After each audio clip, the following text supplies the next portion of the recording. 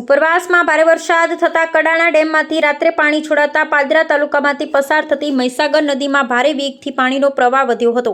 પાદરાના મુજપુર, ડબકા સહિત કિનારાના ગામોના ખેતરોમાં પાણી પ્રવેશ્યા હતા।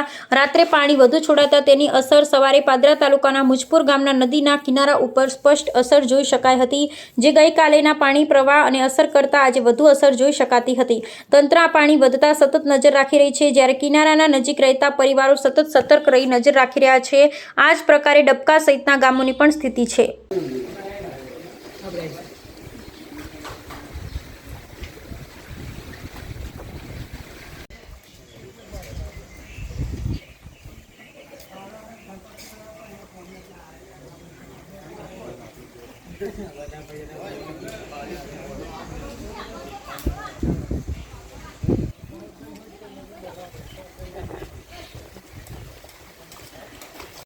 આ બાજુ આપણે એકરો કરો ને